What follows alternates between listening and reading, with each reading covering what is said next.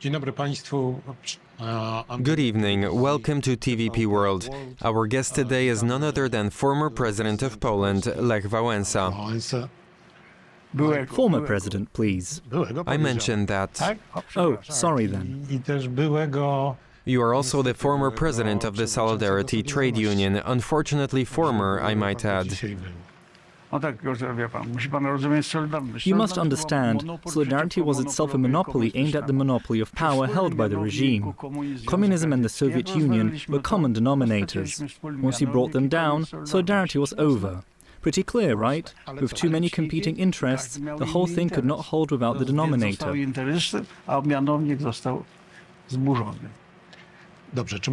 Any chance for a new solidarity? Well, maybe in Ukraine or Russia, but we have not seen anything that would suggest it. You mean that the Ukrainians should unite in a solidarity-like organization? I volunteered an idea to bring together Nobel Prize winners, generals, other high-profile groups to be solidary with and help Ukraine. But it didn't take, and I was left unemployed, so to speak.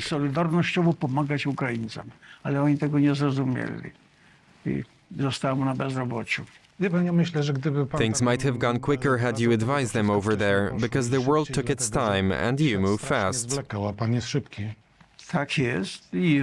And I'd suggest using different methods of fighting, because what we're seeing right now is not good. But when there's shooting, other methods go out the window. Yes, but alongside it you're running propaganda to convince the Russians that it's for them and that we're behaving this way. That we're not against Russia itself, but we want them to realize that the friends they like to have a beer with are already in the ground. Just like the sons of a lady they knew back home. And soon enough, Putin will come for them too. We want to save them, but they will have to change their political system, because it's not the Putins or the Stalins, but the system that creates these regimes. If Russia had a 2-5-year term limit for president, she would have never been able to build a regime like that. It had limits, but Putin changed them. Which is why we can't allow such changes. The problem is that the Russians are not interested in what you're trying to say. We were in a much harder bind because we were dealing with the Soviet Union and the Warsaw Pact, but our methods were beautiful and we prevailed. And now it's Russia, Ukraine. What kind of a problem is that? Maybe let's ask the Ukrainians whether it's an insignificant problem. That's because, like I said, the methods are not appropriate. Yesterday, the EU held elections to the European Parliament, and in 2 of Europe's largest countries, victory was clinched by parties representing people who prefer looking to the past. Doesn't this go against what you're trying to say? Let me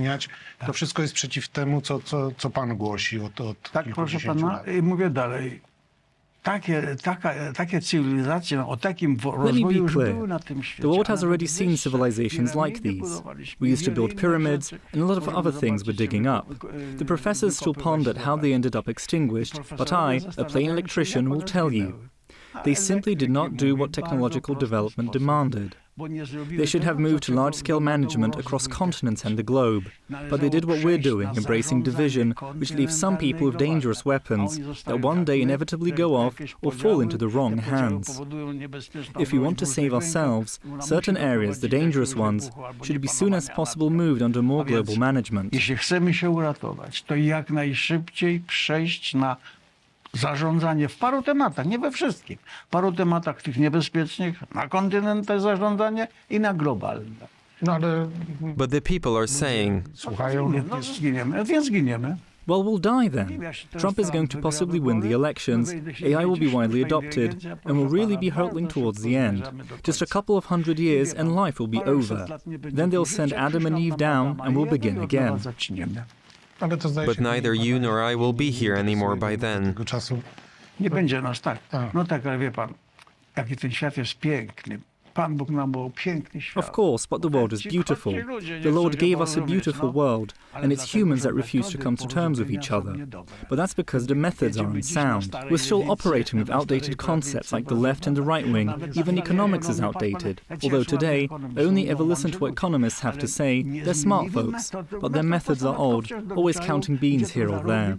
They have it all wrong. We have to look at entire continents, not just countries.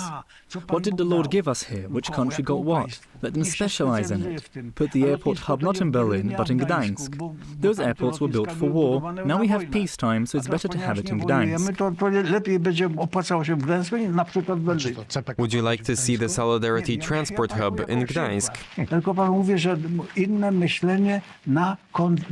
That was just an example. We need to shift our thinking to entire continents rather than a single country.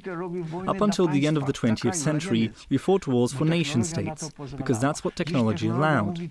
Today, technology says that continents and globalization are the way to go. And yet, we still cling to the old ways. No dobrze, ale kontynent. If they follow your advice, the continents may, let's say, embrace some sweeping changes, but wars are fought by individual states, large as they might be. Państwa, co prawda wielkie, ale jednak. Tylko wiecie pan, bo problem polega na tym, że tak jak teraz wojna But Ukraina, here's the Rosja thing. się tego boi. You have the war between Ukraine and Russia, and I'm concerned they're going to force Ukraine into accepting a peace deal. For 20 years, a number of countries profited off the destruction and reconstruction of Russia. And now they're going to strike a deal and spend another 20 years profiting off the rebuilding of Russia. And our grandchildren will have to fight the next war. If they don't listen to me, Lech Wałęsa, our grandchildren will have to fight this war again. Instead, they can listen to me and fight longer. But change Russia's perspective, convince Russians that it's in their own best interest because they won't be drafted and they won't have to die in battle. And if there's peace and calm in Russia, then we'll be calmer as well. The main point is, we're helping Russia. That's what they need to understand. Oczywiście, jak będzie spokój w Rosji, to i my będziemy spokojniejsi. Ale my robimy przede wszystkim pomagamy Rosjanom. Oni muszą to zrozumieć. No dobrze, czyli. So you're saying Russians need to be convinced by the pen, not the sword. Należy ich przekonywać i przekonywać. I want everyone back during the Gorbachev administration. I warned the entire world, the US included. I told them, look, he's trying to pull a fast one on you. Perestroika, glasnost, it's all a trick. He's going to get you hooked on Russian gas and oil, but he's leaving the political system intact. Because he knows that once Russia rises again, another Putin or Stalin will come along and recreate the Soviet Union on the foundations of that system. That was my warning back then. And you know what they said? Sure, Stalin and Brezhnev were tyrants, but this Gorbachev guy is the real deal. Leave this man alone. The time for a reckoning with Russia will come, just not now. And now we're here. Just as I predicted. I'm no prophet, I'm a revolutionary. But I'm an honest revolutionary, a thinking man. I observe what's happening in the world. Look at what the elections revealed. What do you mean? Look at what's happening in France and Germany. And on top of that, what if Trump wins? Is there any chance that he won't win? He's likely to win, but the question is why? Because we refuse to change. We still haven't cleaned up the mess on the left. We're living in a different world. This isn't the left it once was. The left needs a completely new program. The right is in shambles. We're not thinking in continental terms, we're thinking on a country-by-country basis. That's the old way of thinking. Meanwhile, we're fortunate enough to have technology that demands more advanced methods of organization. The world has always been divided, but as countries have developed, they have expanded and absorbed other countries. If you look at a map, you'll see that all the countries that have expanded did so at the expense of weaker countries. The last great expansion was in the United States, the North and the South. That war forged a single united country, and so it remained until the end of the 20th century, expansion by force. That was the old system. It's how Russia and China expanded. But the rest of the world moved on.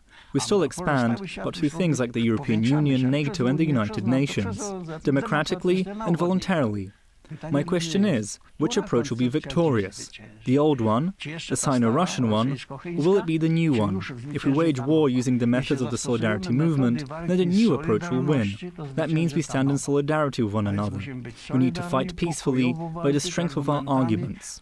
If they fire at us, we need to shoot back, but we need less shooting and more convincing. It's as simple as that. That sounds simple enough, but is it really that simple when you're up against Russia? You think this is bad? Remember how bad it was the last time around? To ja wiem, ale... I know, but that was a long time ago. I remember it clearly. Panie, proszę pana, pan posłuchaj, jak ja bym walczył.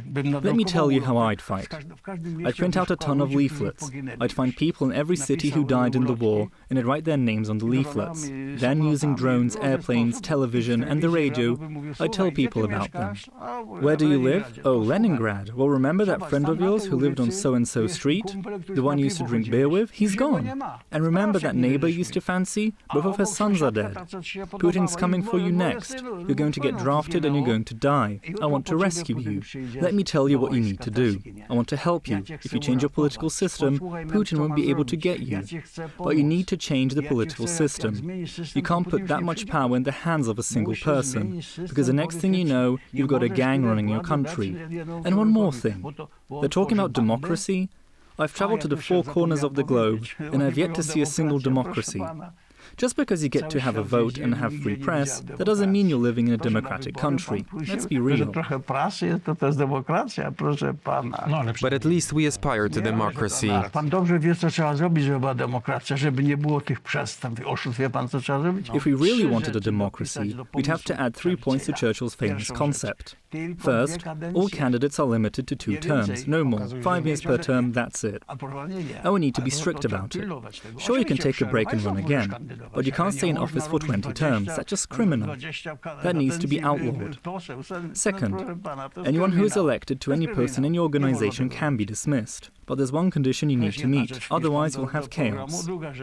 The official needs to be impeached, with more votes than he was elected by.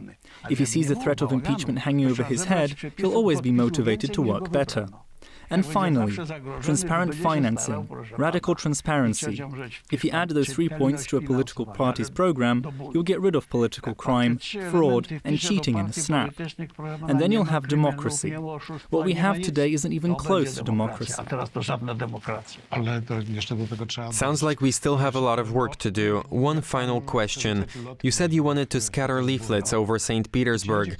It sounds like those people have 4 channels with 4 hours of government propaganda masquerading as news, and that's all they watch.